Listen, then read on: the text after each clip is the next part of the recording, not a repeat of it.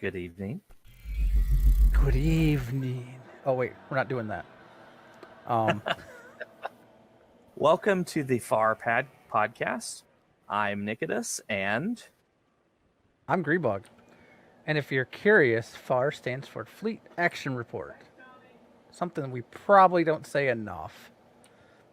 because it's far out there.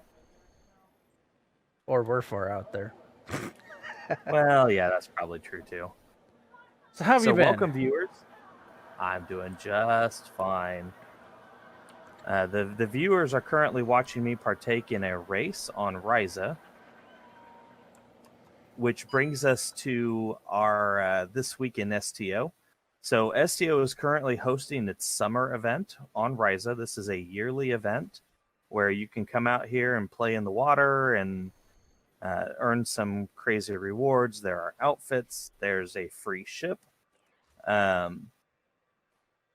One of the events I'm working on right now is a hoverboard race in the water. My hoverboard, as you can see, is designed after the one from Back to the Future. This was a free reward they gave out several years ago. It's still somewhat relevant. There are faster boards, but they don't have as good a turn rate. But there's also boosts for... I'm sort of flying over the course, which I think there you go. Or someone else with a hoverboard from Back to the Future. So there are boosts. I got second place. Okay. The ramps, if you hit a ramp, they typically give you a speed boost. There are also the red arrows. If you hit those, they will give you another speed boost. So there are ways to get some speed boost. So you don't necessarily have to have the best board to win or even come in to a position. You really... even if you don't get first, second, or third place, you still get rewards and the currency, which is Lolu Nut favors, I believe. Yes. There you go. Lolu Nut favors. You can use those to buy right now. You can buy power boards if you like different ones. Currently, I am actually using a floater to kind of fly around. This is one of the newest floaters they've got. It happens to be the fastest, or one of the fastest. You can buy those with those favors. I'm also sitting here looking at a ship. So this is the Rhizian Weather Control Science Vessel. And this is a free reward for completing something here on Rhizian for 20 days straight. And I am currently 13 out of 20. Grebog and I were discussing a minute ago, we are actually past the point of no return. So if you have not started the Rhizian event, you no longer have enough time to get this ship completely for free. That being said, if you open up your event menu and go to your buyout button down here, it tells you what your discounted price is. Currently, for example, if I wanted to just buy the ship outright, I would have to spend 350 Lobi crystals. So the more days that you complete, the lower that price would be. If you were to just start the event today, you could get your total progress up to somewhere between 16 and 17 out of 20. So your buyout price would be somewhere low. Between 150 and 200 Lobi crystals, which is pretty easy to get. So if you're interested in said science vessel, like I said last week when I first saw this thing, I thought it was the ugliest ship out there. But the more I've kind of flown around and looked at it, it's kind of growing on me. It reminds me of the Nautilus, or various designs for the Nautilus I've seen from 20,000 Leagues Under the Sea. Grebog, you had a different view of the ship that it reminded you of? It's sort of a little bit reminded me of the ships that they had in the Matrix, that they were flying through the tunnels because of the... here, let's see if I can get at the right angle. You can see how it kind of has those repulsor... Apparently I can't fly any closer. But it has those repulsor boards or panels on the sides. It kind of reminded me of the repulsor panels sections they had on those Matrix ships. which was called the Nebuchadnezzar, I believe. Well, one of them, yes. The one the main one that was in the movie. I think they showed another one or two, but you know.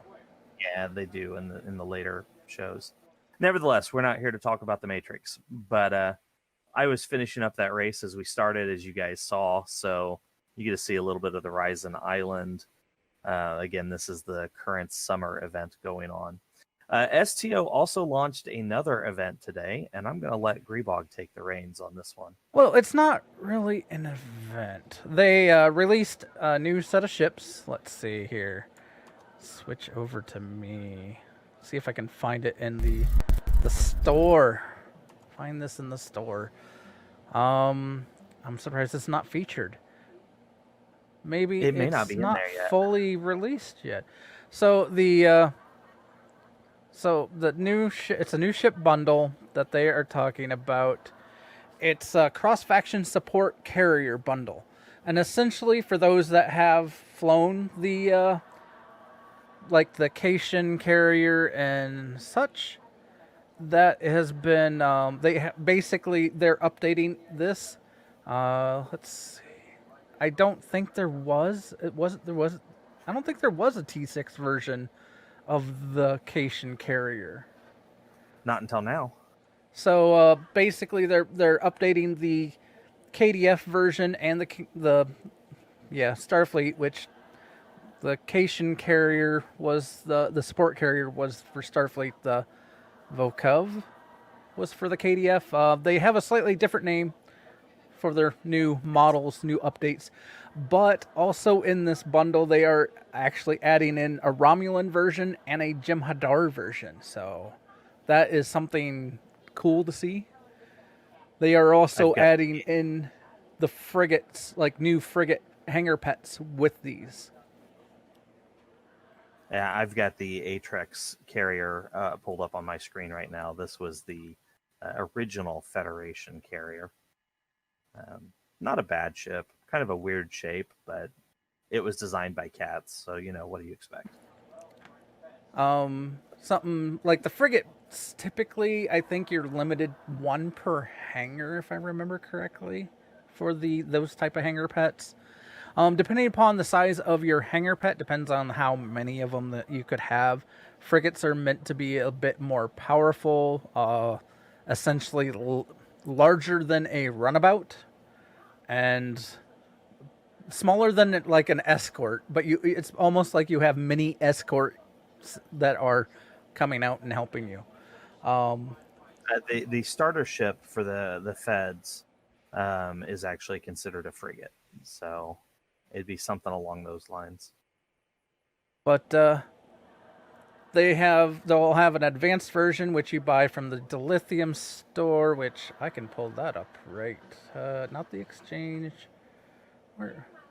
If I ever remember where the Dilithium store there. Gee, it's the big red pink store button.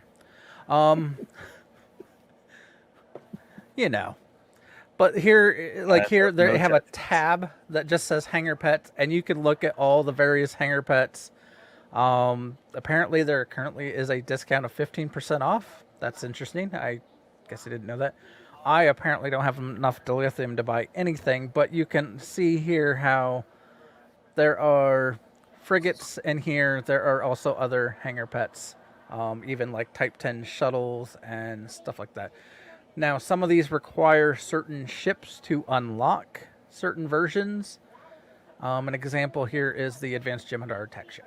But so once you were to get these frigates or these new carriers, it sounds like they unlock a new hangar pet inside the Dilithium store for you, and then also there is going to be an elite version of that hangar pet that you can buy at your fleet star bases. So you can get an elite hangar pet. Other than that. Right. This week in STO is the summer event, which we talked about. So our primary target for today is going to be talking about duty officers. And there is currently a freebie. If you go to the Z store under duty officers, there is a lower decks duty officer free promotion. This is in reference to the new Star Trek show, the animated show called Lower Decks. You can get the 4 main characters from that show as duty officers. So let me bring up the duty officer menu here. Your duty officers are the crew members on your ship. These are either the non-coms or officers who are not, like bridge officers. These are not your main crew. These would be the random crew members that you would see walking around on your ship, if your ship was in a TV show. So let's see here. You've got active space and active ground as 2 slots, where you can assign crew members to task. These are permanent assignments, and they give you buffs. The active space would be buffs to your ship combat. Active ground would be buffs to your ground combat. And there are all kinds of different ones in here. Do you have any favorite ones, Grebog? For space? I use ground. some... For space, I think I have set up here. A lot of these reduce the power taken for many things.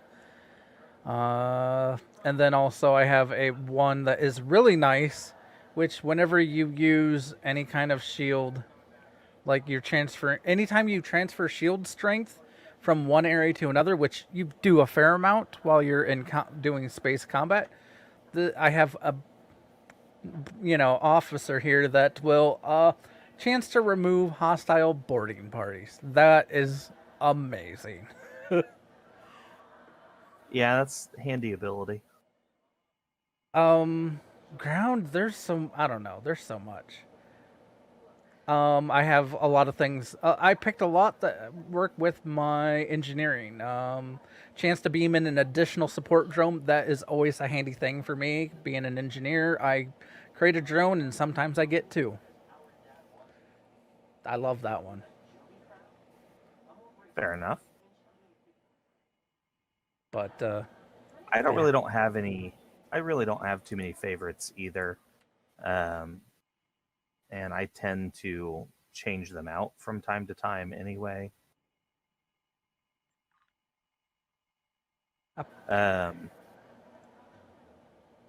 Yeah, I just don't really have anything special for duty officers, but the ones you select, you can read through them. They tell you what they do. For ground combat, I've got a tactical officer here that increases damage to Vaudoir, and then a chance to beam down an additional security escort, which is pretty standard. I'm trying to remember how to get increase the duty officer slots for the active space. Because I have 5 there, but I have 6 for ground. You can buy boost. I believe it's related to your fleet advancement and what's going on in there. Yeah, it was like was the research lab? So the primary thing to do here, though, with the duty officers is send them off on missions. See if I remember how to do that. I have not actually done this for a while. Okay, so here's an assignment list. You pull this up, you pick out which assignment you want to do, and then sometimes it will already select officers for you that it suggests. If you hit the select button here, you can change whatever officers you want.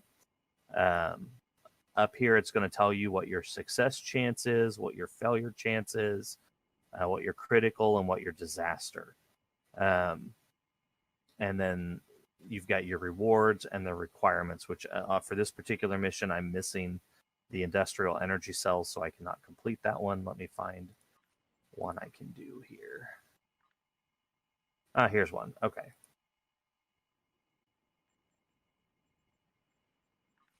The available missions will change depending upon where you are as well.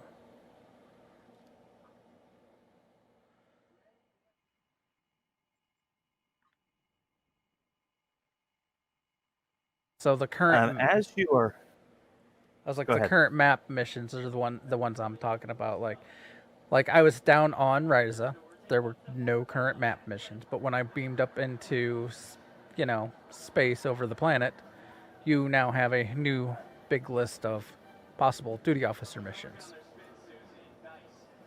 Yeah, and it changes too. Like even in sector space, as you're flying around, your current map will change. Any space system you would fly into, like if you go to the Sol system or you go to Deep Space Nine, your available missions change. Again, you can select whatever officers you want. It tells you down here what the duration will be, and then when you've got everything set, you've got your officers assigned, you know what your rewards are going to be, you see your percentage chances, you hit begin assignment, and that's going to pop it up in the in progress tab, which is over here, and you can see how much longer you have on the duration. You can abort it if you want, view the details, which takes you back to this screen. So there's a lot of things you can do there. You can have up to 20 assignments going at a time. Most of the time, these give you pretty simple rewards, experience points, expertise, some sort of experience. Like this one is development experience. You can also get experience with a whole variety of different specializations that your captain would be under. Katis, for example, my primary Federation character, Katis, is a maxed out diplomat. Diplomacy is part of this system here with your duty officers. Let's see. What else can we go over? Duty officers there, Grebog.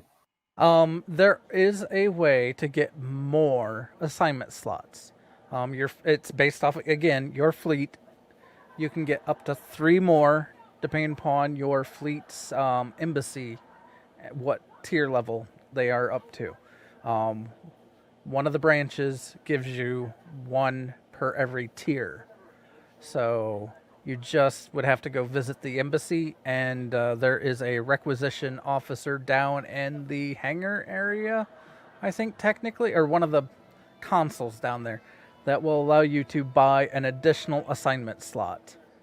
So you can have up to 23 max assignment slots. Okay. And it's off of a recruit tier. So whatever your recruit tier ranking is.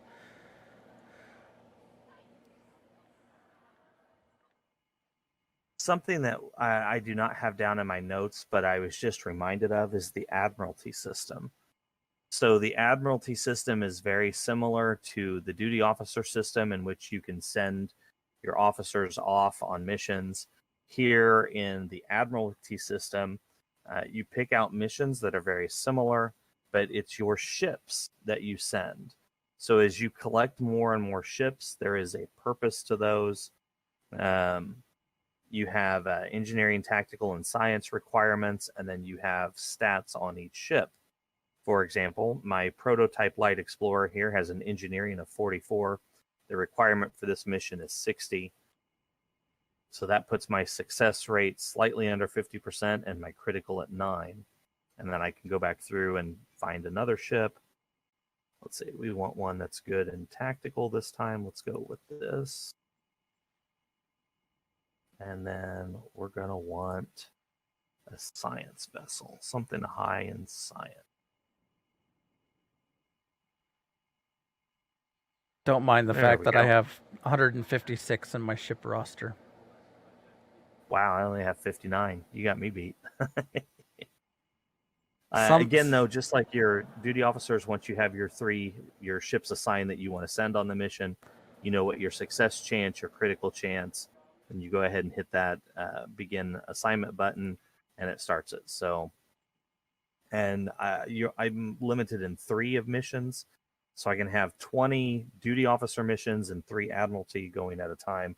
There are ways to unlock more Admiralty, but I have not, on this character, I have not played with that system. Let's see here. You also get pass tokens while doing the Admiralty missions that will allow you to skip a mission if let's say you get some missions that just do not. You don't have the ships to do, and so you can pass the mission and try to get something that you have ships for. So don't give up. There are also normally events that will give out the Admiralty ships sometimes. Any ship you pick up along the way will give you an Admiralty version of it. So you acquire quite a few over time through various means. Duty officers, as you play the game, you can acquire your duty officers in a variety of ways. Some you're just awarded as you level up. I know you get your first pack right at level 10, just as you earn your first rank. And then as you continue to level, you'll get more free packs. You can buy packs with Zen, of course, from the Z store. There are all different kinds of duty officer packs in here under the duty officer tab. There's a bundle, there's Delta. You can buy more slots, Federation, fleet support. So all different kinds of things you can buy in here. And they do promotions with this every once in a while too, where you can even get, if you open a certain duty officer pack, you can get in-game items. I believe they have even given away ships by those promotions occasionally. Yep. So that's certainly one way to do it. You can buy some of those same packs on the exchange for energy credits. You can unlock some through the fleet system. As you just saw with the lower decks, they do promotions where they'll give them away for free. And then there are also assignments. Again, if you go back into the system, like if you're on Earth, I believe, if you're at the Starfleet Academy, there is a recruitment mission that you use officers to recruit more officers. There's even a button down here at the bottom that says request more, so you can do it in a variety of ways. Something unique with the duty officer missions, there are nebulas out there that you can go to, and they will give you a specific nebula mission. There is a chain in that basically mission line.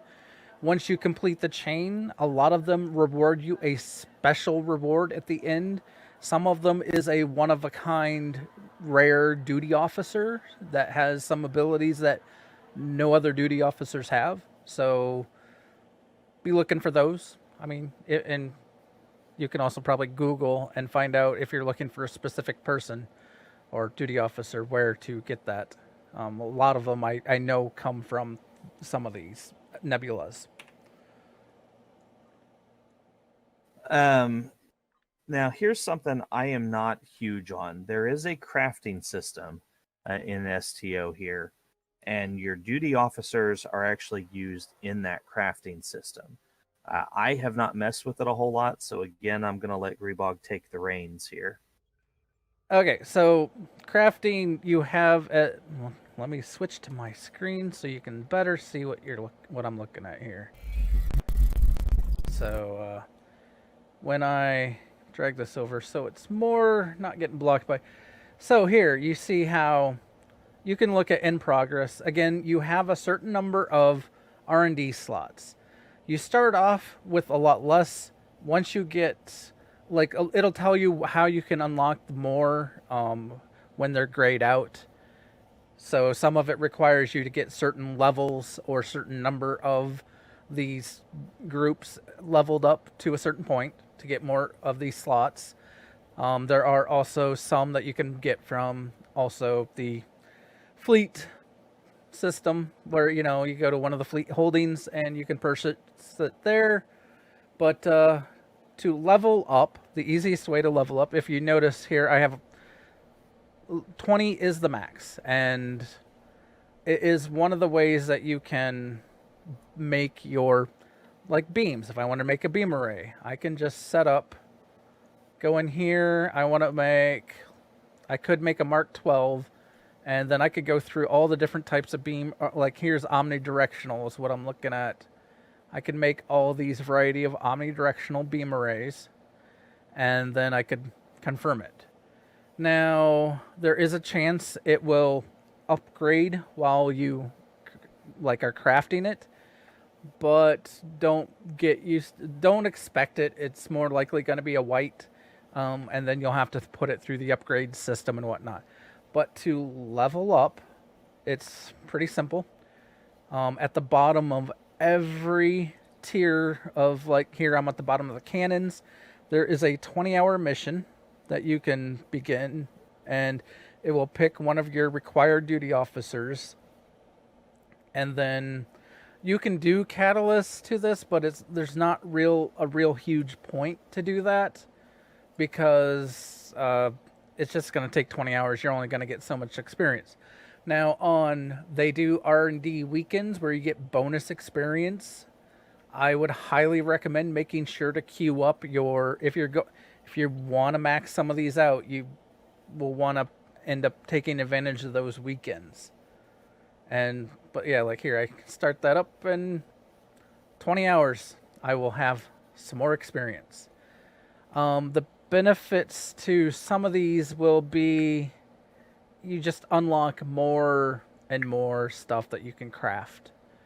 A lot of times you start off with some of the basics, then you like some of the basic materials that you would need to craft stuff. Also, you can craft the upgrades for your ships.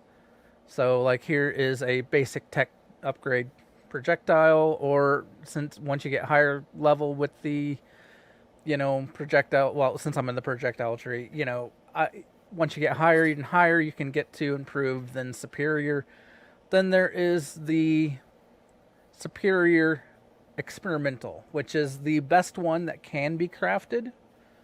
So if you're looking to craft upgrades, that is a way to do it. That actually is not a bad way to make some money on the exchange.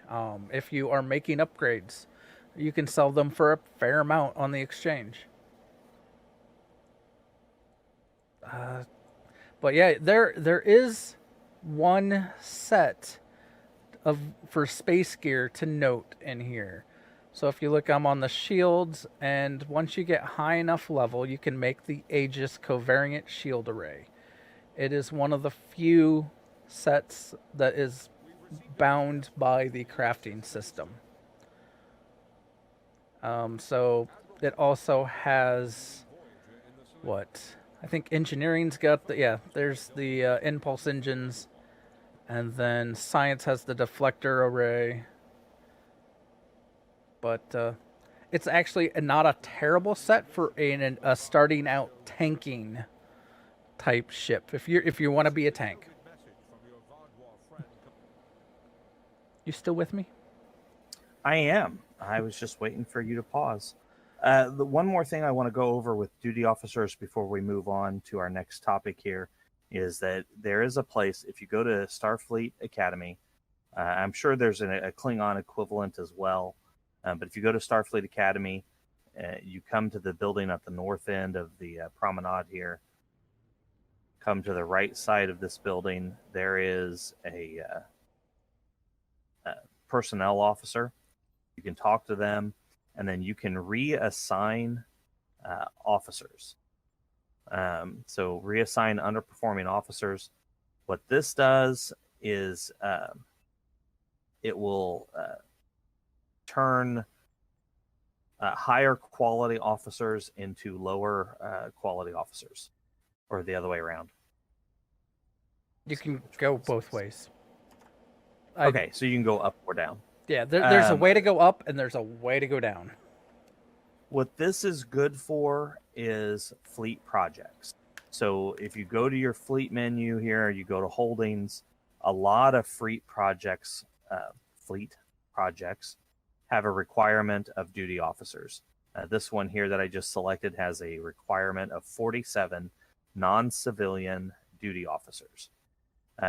These are typically what it requests is common or white duty officers, and you just plug them in here to the contribute button. This character doesn't currently have any because I already donated all the ones that I had, but you can get more through this system by reassigning those underperforming duty officers. And I just wanted to note that before we moved on. There are also There's a Vulcan, and behind the building that I'm pretty sure you're in the building. Behind the building, there are 2 more people that you can talk to. Why they stuck these 2 back here? It's the Andorian and the Tellarite. You talk to these 2. You can actually request a cultural exchange, and it will give you some free duty officers. You can do these with some time requirements. Yeah, it's a time. I think they're 20 hours or whatever. So yeah, 20 hours duration. So, and inside the building, there is a way to do generic recruitment, which there is, yes. You can also, instead of if you don't want, you just want to try to get more duty officers. There are chances in the standard recruitment that you can get higher quality duty officers. So you would talk to the personnel officer here. As always, if you have any questions, we're happy to field questions on both the Facebook page, the email address, or any other way you guys want to go about contacting us. Okay, so that was duty officers. Duty officers are a newer system to the game. The original officer system was the bridge officers. So your bridge officers, you start earning them pretty much from the word go. Most startup missions now will lead you to acquire a named bridge officer, and that character will stick with you through your entire career. But originally, you didn't have that named character to go with you, so you just picked them up as you went. They show up in this little window here, Bridge Officer Candidates. As you can see, I still have several that I haven't gone through yet. I have even a couple, I have a photonic one here and a holographic one here. There's my Julian Bashir that I have not unlocked on this character yet. You use bridge officers to assign your combat abilities in space and those officers that accompany you on away missions on the ground. And it's done from, again, you go to your character screen and stations. You can assign, you've got your starship bridge officer slots, your small craft, and then your standard away team down here. Each a spot, unless it's universal. So like this spot here is actually a lieutenant universal, so you can put anyone without a specialty. So you can't put a pilot in there or a miracle worker. They have to be pretty standard characters. But it shows you what abilities they have if you chose to put that character in that slot. I've currently got a character called Shift in there for my particular build. Shift is all the way down here. And as you can see, my 2 slots here is emergency power to shields and reverse shield polarity, which are both defense abilities. Tier would be my Tack Officer. There's all the tactical abilities I'm currently using, as is Drested. Zed is also my engineer for another defense ability, and then emergency power to engines for those times when you can't go full impulse. And then Nasha as my science officer, who's going to boost my shields and keep those hazards away from me. My away team down here, I've got 2 science officers, one for debuffing my enemies, one for healing myself and the other members of the crew, 1 tactical officer. And then I have Litless here, who is kind of an unusual officer. Doesn't really fit any of the standard roles. And he's got a couple of engineering abilities and then a couple of specialization abilities there that I just use for fun. And that's my bridge officer layout for this. Grebog, you want to go over yours? I'm noticing apparently I somehow for some reason have 2 medics. On your ground team? Yeah. Maybe you needed that extra healing. No. I think that was my original way team setup. So I think also to note, something that's not apparent or wasn't apparent to me when I first started out was the fact that you needed to promote your officers. So, like, you can see up here. Here, guess I need to switch the focus back to me. But up at the top of each of one, they have like this guy's a temporal operative. That is his specialization, but he's a commander. So this guy I have promoted up to commander. I don't know that I have any that are sitting below commander right now. Oh, I have a cadet. So essentially, like, I could promote this guy up, and if I didn't, he would not have all the skills available. If I were to try to assign him anywhere. Now, you'll notice there's all kinds of skills if you look at, like, when you select the officer and they have their skill trees, or, well, skills below. This is not... If it's grayed out, they can learn it, but you need a book for it. But anyway, so like this guy, because he is not high enough level, you'll notice that here, Lieutenant Commander, since the guy's only a cadet, you get this nice red text under here. This officer must be first promoted to learn more, you know.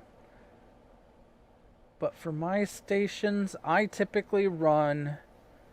What was it? I was running 2 engineers down and 1 tactical. Oh, that means that I should have a tactical. Where is my good tactical guy? I might have been running with 2 Jim Hadar. Who knows? Knowing me. While Grebog is looking for his tactical officer, as you can see on my screen, I have moved to my ship interior, my bridge. You can do this on any ship. Bridges can be bought on the Z store. Some of them are earned with ships as you purchase them, like especially lockbox ships tend to have their own bridge. But when you walk around on your ship interior, especially on your bridge, you are going to see your bridge officers. So these are the guys that you have assigned to those stations. So this is Shift right here in front of me. Nasha is right here behind me. I always thought this was kind of a neat thing. Like your custom, there's dressed it. Your custom bridge officers are the ones that you're going to see on your bridge. That is, I always like that. I just thought that was a nice touch to the game. It doesn't really affect anything. Your ship interior is basically your housing, what would be equivalent to your housing in your other MMOs. So there are ways you can kind of decorate this. You can change bridges as you earn more. But yeah, you can just kind of walk around and see your bridge officers. Again, I just thought it was kind of a neat thing STO did. I've always liked that because sometimes you get some really special bridge officers, and you know, it's kind of nice to see them doing something. Yeah, I mean it's kind of a nice touch. It adds to that immersion feel.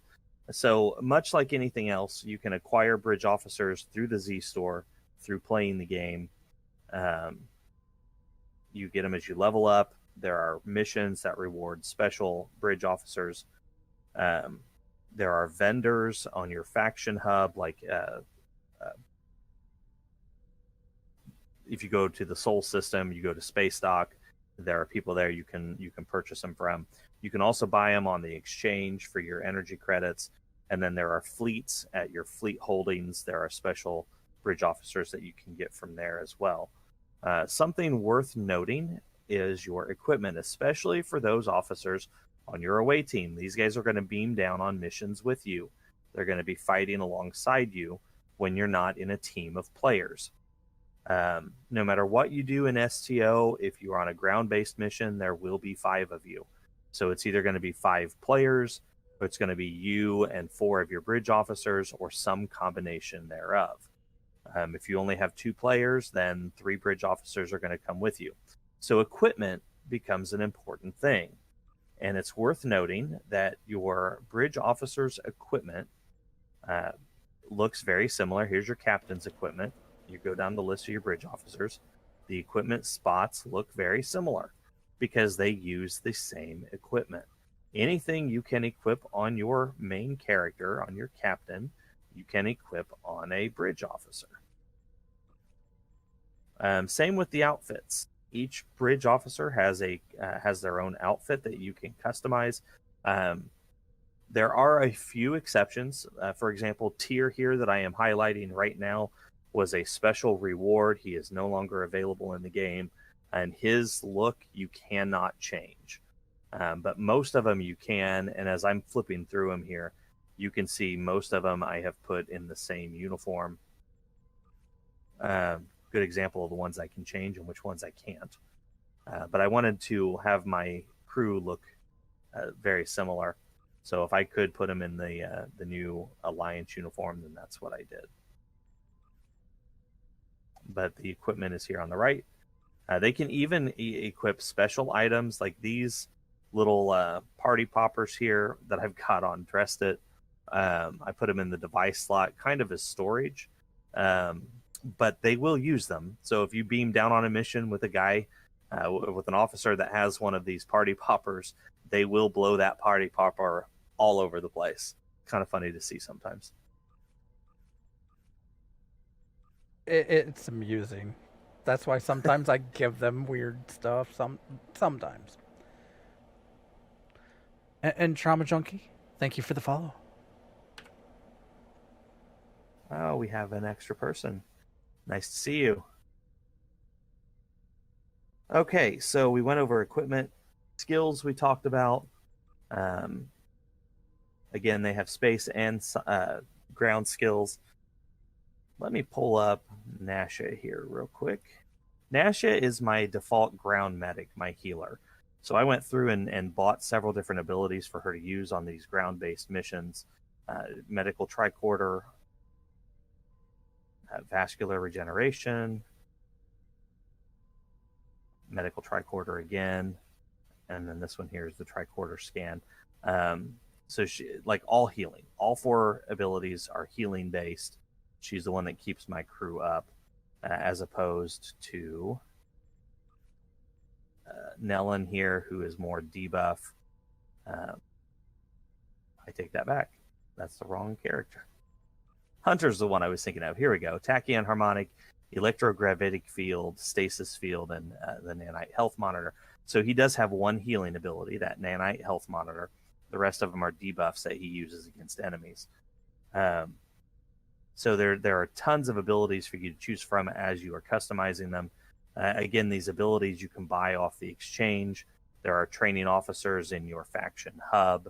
That especially the lower level abilities, these tier 1 and 2s, they will have. And then the other ones you can get from your skills. We went over skills a few episodes ago. You can get those training modules from your skills, or you can buy them off the exchange, or you can actually get them from other officers. Let me go over that real quick. Go to the show here. I've got a Vulcan Science candidate. I go to Create Manual, and it gives me the options here of all the manuals I can create from that character. And then that manual can be used to teach another character those skills. Okay, I think that covers... Did I miss anything in skills there, Grebog?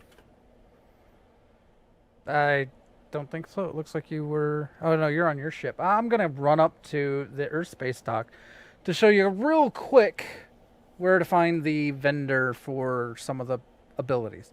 It'll only have the more common ones, but it'll at least give you a place to start when you're looking for that. So if you know, you should recognize where I'm running, because, you know, we're only running close to someone's office that we have to report to for free ships as you level up. You know, you can say hi to Admiral Quinn. Wave to Admiral Quinn as you run down the stairs and down in here. You have the bridge officer training.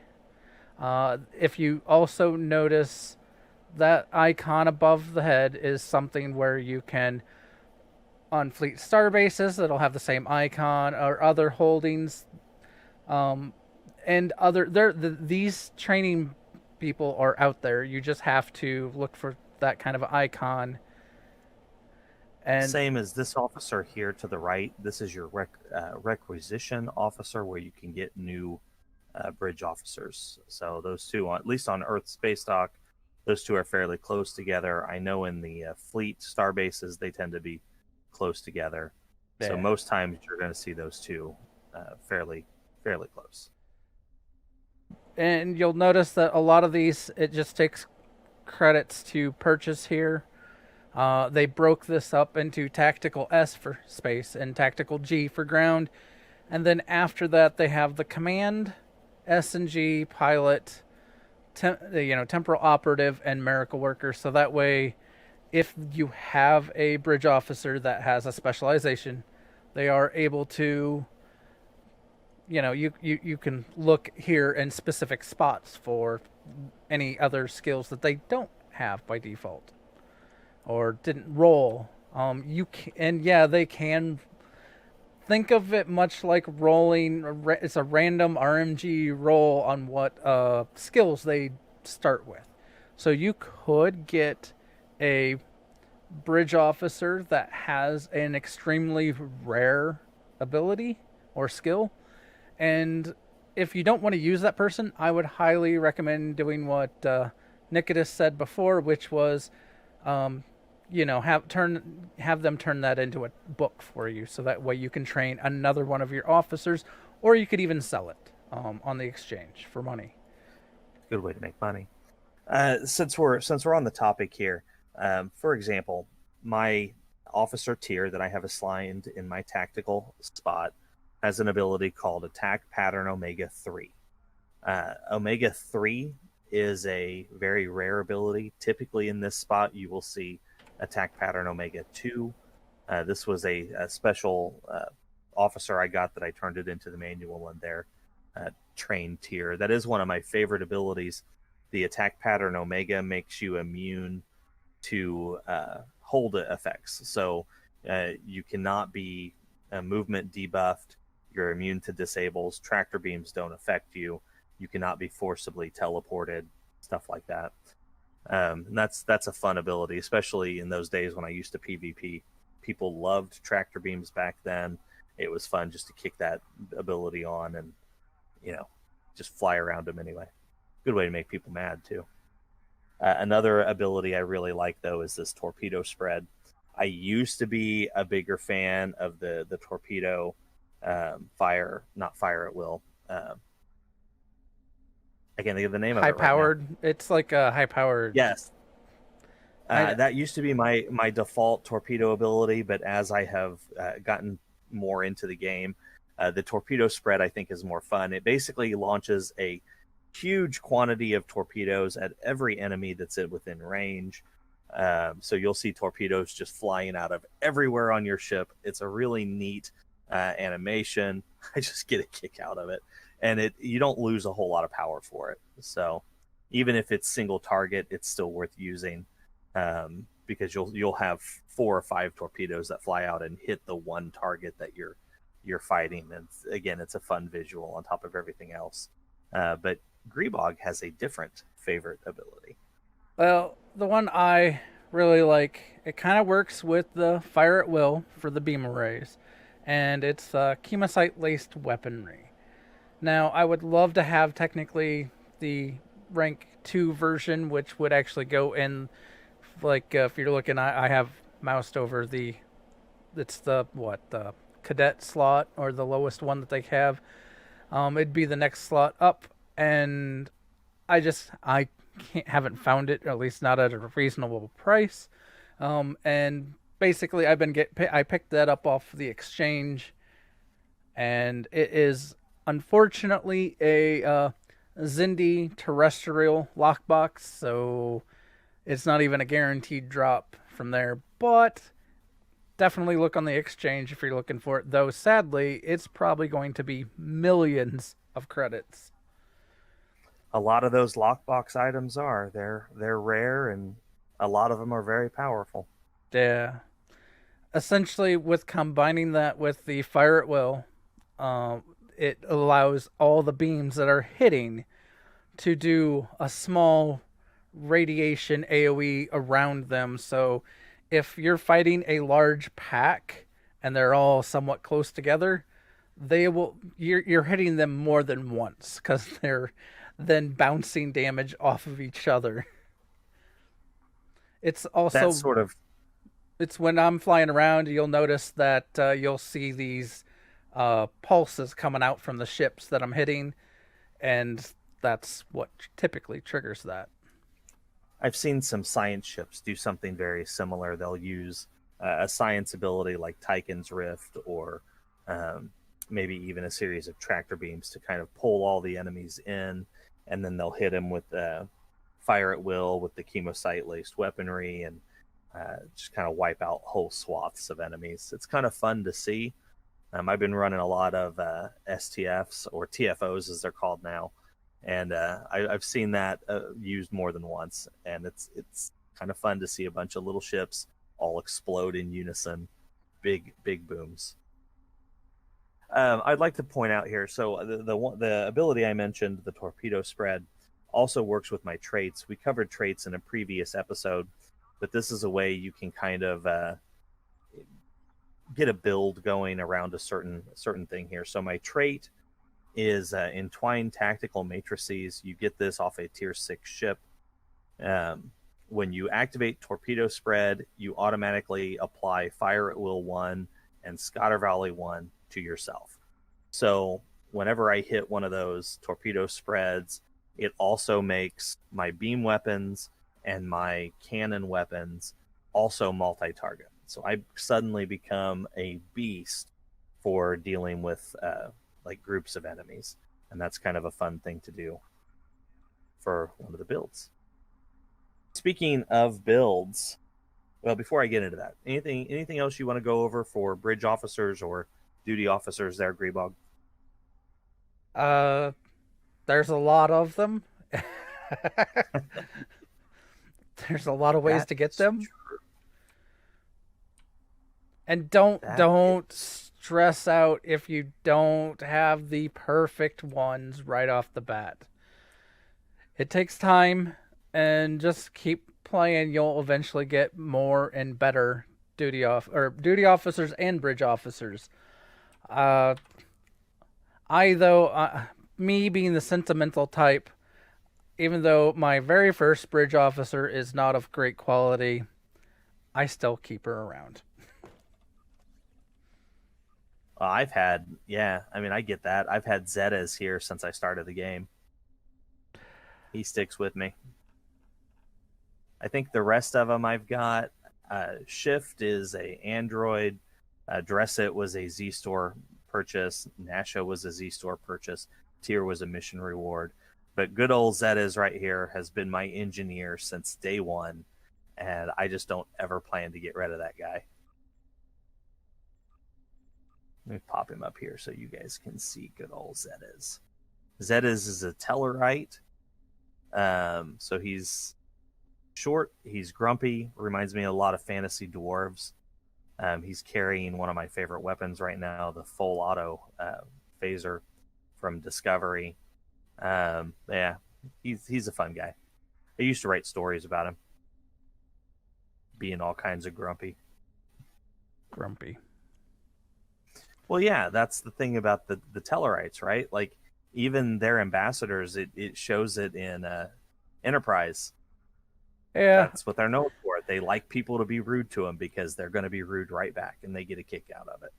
I've always thought of the Tellarites very much like I've thought of typically the fantasy dwarves. And they kind of look like them a little bit, too.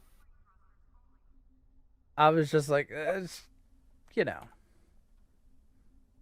Well, I was intending to run a mission today to show you guys one of the missions that would give you a bridge or duty officer as a reward. Unfortunately, I believe we are out of time, so I will have to save that for another show. Once again, though, the plan as of right now is to have explosions in our next show, some excitement and adventure. We are going to be going over equipment and loadouts. So the next episode is going to be about your ship build. the equipment you're going to want, the skills you're going to want. There's a lot to go over, so don't be surprised if that episode does run a little longer than usual. I plan on highlighting some of the combat aspects, especially of a couple of my ship builds. So there'll be a couple missions, maybe a couple patrols, certainly some explosions, hopefully not us. I make no promises about blowing up or not blowing up. Neither do I. I had some bad luck earlier today, actually. I ran some TFOs trying to get a particular set of engines for my Dominion ship, and it did not go well. Well, I know I fly a cruiser, but I've kind of built myself as a DPS cruiser. So, sure, I have survivability, but sometimes it's just too much.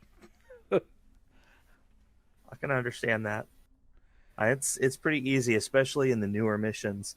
Some of the newer enemies that they've introduced are very tough opponents. They actually use varying tactics. You kind of have to think on your feet with a lot of the newer enemies. Zenkethi. So it's the Zenkethi are bad. The well, there's a bunch of them. Even the Borg have kind of changed tactics as the game has gone on. The Voth are kind of hard. They have, well, maybe that's what we'll do. Maybe we'll highlight doing some combat against the Voth. We can go to the space zone over there in the Dyson sphere and pick on some Voth. Hey, our fleet's gotten that holding the spire up further. I don't know. I think we've unlocked. We've unlocked the movement reduction up to at least the tier 2 point. So, like, as in, like, okay, so where he's talking, you're flying through actual physical, an atmosphere. So there is some differences in flying there versus out in sector space or around a planet.